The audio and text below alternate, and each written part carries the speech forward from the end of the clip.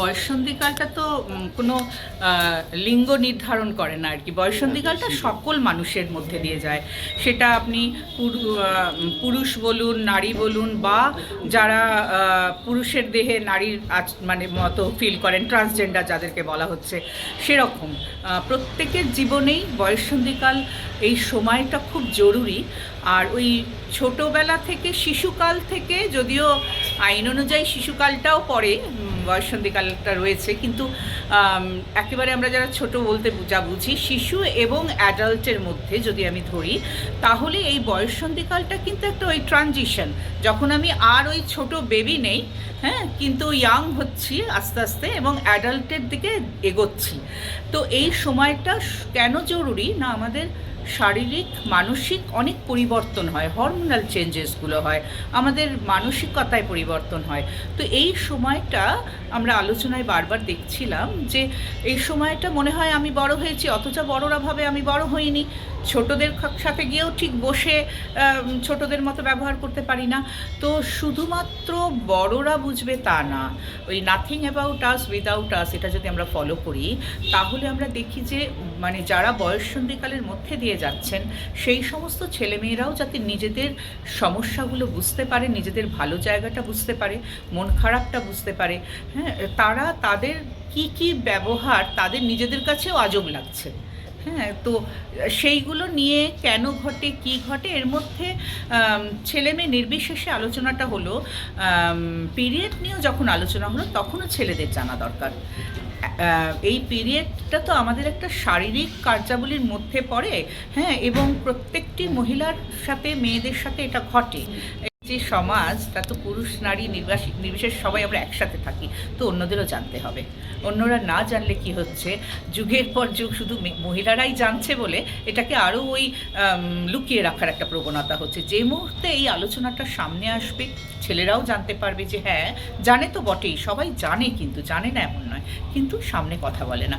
তো এই বয়ঃসন্ধিকালে শারীরিক এবং মানসিক সুস্থতাটা কি করে হবে, আমি যদি নাই জানি যে আমার শারীরিক বা মানসিকভাবে কি পরিবর্তনের মধ্যে দিয়ে আমি যাচ্ছি, এবং এই পরিবর্তনের ফলে আমার কি ঘটনা ঘটতে পারে আমার শারীরিক এবং মানসিক পরিবর্তনের ক্ষেত্রে, সেটা যেমন বড়দের জানা দরকার, ছোটদেরও জানা দরকার। আমরা সারা পশ্চিমবঙ্গ জুড়েই এই আলোচনাটা করছি, এবং অত্যন্ত স্বনামধন্য ডাক্তাররা আসছেন আমাদের সাথে, তারা জেলায় জেলায় ঘুরছেন, এবং কলকাতায় যাদের সত্যি স্বনামধন্য, এবং তারা যে এই বিষয়টাকে নিয়ে আমাদের পশ্চিমবঙ্গ শিশু অধিকার সুরক্ষা আয়োগের সঙ্গে কাজ করছেন, সেটাতেই আমরা খুব সম্মানিত বোধ করছি, এবং খুব খুশি যে তারাও বুঝতে পারছেন যে আমাদেরকে জেলায় জেলায় পৌঁছতে হবে, সাধারণ মানুষের কাছে পৌঁছতে হবে, এবং বয়ঃসন্ধিকালের ছেলেমেয়ে, শুধু অ্যাডাল্টদের সাথে কথা বললে হবে না, হ্যাঁ, বয়ঃসন্ধিকালের ছেলেমেয়েদের সাথেও বসতে হবে, তাদের কথাগুলো শুনতে হবে, তাদের মতো করে তাদের বোঝাতে হবে, সেটারই একটা আয়োজন অর্গানাইজ করেছিল।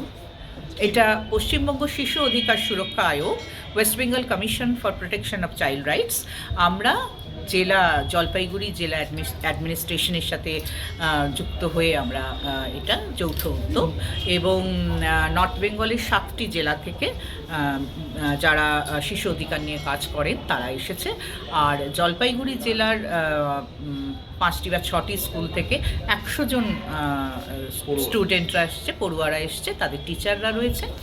আসলে এই বয়ঃসন্ধিকালের পরিবর্তনগুলো নিয়ে আরও অনেক আলোচনা দরকার, এবং আমাদের জীবনের সাথে, আমাদের শরীরের সাথে, আমাদের মনের সাথে যা কিছু যুক্ত, যে পরিবর্তন যুক্ত, যে ওঠাপড়া রয়েছে, সেগুলো সমস্ত সকলের মাঝে আসা দরকার।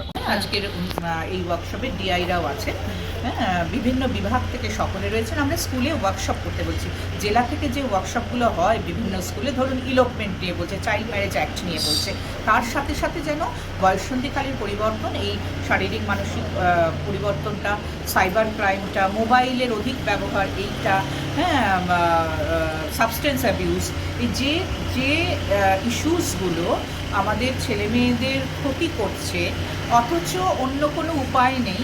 যদি ব্যবহারটা, যেমন মোবাইলের ক্ষেত্রে, যদি ব্যবহারটা সত্যিই প্রয়োজন হয়, তাহলেও সেটাকে আমাকে তো লিমিট করতে হবে, মানে অপ্রয়োজনে আমি স্ক্রিন টাইম বাড়াবো না, এবং তার সাথে সাথে আমরা যখন ছোটদের সাথে কোনো কথা বলি বা ছোটদের নিয়ে ভাবনা চিন্তা করি, সঙ্গে সঙ্গে আমরা বড়দের সাথে কথা বলি। বাড়িতে যদি বাবা মা বা অন্যান্য বড়রা, ইভেন দাদা দিদিও যদি সারাদিন মোবাইলে বসে থাকেন কারণে অকারণে, হ্যাঁ, একটা বাচ্চা কিন্তু বুঝতে পারে মা অফিসের কাজ করছে না মা শুধু স্ক্রল করছে এবং ফেসবুক বা ইনস্টা করছে।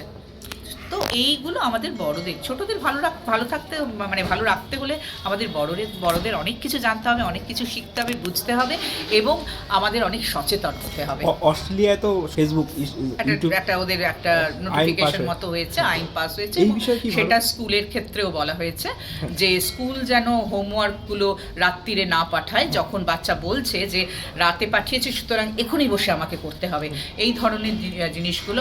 হ্যাঁ, আমাদের থেকে ভারতবর্ষ থেকে যেমন সারা বিশ্ব শেখে, আমরা সারা বিশ্বের থেকেও অনেক কিছু শিখি। তো এটা তো আদান প্রদান। এই ঘটনাটা আমাদের নজরে আসার সঙ্গে সঙ্গে আমরাও চিন্তাভাবনা শুরু করেছি। আমরা যেহেতু একটা স্ট্যাচুটরি বডি এবং আমরা WBCPCR রেকমেন্ডেশন বডি, সেজন্য আমরা এই বয়ঃসন্ধিকালের বিভিন্ন ইস্যুস নিয়ে, বাচ্চাদের সেফটি ইস্যুস নিয়ে, তাদের কেয়ার অ্যান্ড প্রোটেকশন নিয়ে সিলেবাস কমিটির সাথে আমরা কাজ করি, যাতে বিভিন্ন ইস্যুগুলো তারা পড়াশোনার মাধ্যমে সহজ করে বুঝতে পারে। ঠিক সেরকমভাবেই অস্ট্রেলিয়ার এই ঘটনাটা বা এই আইনটা আমাদের নাড়া দিয়েছে এবং আমরা নিশ্চয়ই এটা নিয়ে ভাবনা চিন্তা করব। শুধু মানে ডুয়ার্স বলে নয়, ট্রাফিকিং নিয়ে মেয়েদের এবং ছেলেদের ট্রাফিকিংও হয়, ছেলেদেরও অ্যাবিউজ হয় প্রচুর। সবটাই আজকের দিনে দাঁড়িয়ে আর শুধু মেয়ে মানে কেন্দ্রিক নয়। আমরা WBCPCR থেকে চাইল্ড রাইটস রিলেটেড সমস্ত এরিয়াসগুলোতেই কাজ করি, তার মধ্যে ট্রাফিকিং অবশ্যই একটা ইম্পর্টেন্ট ইস্যু এবং সেটা নিয়েও আমরা কাজ করি।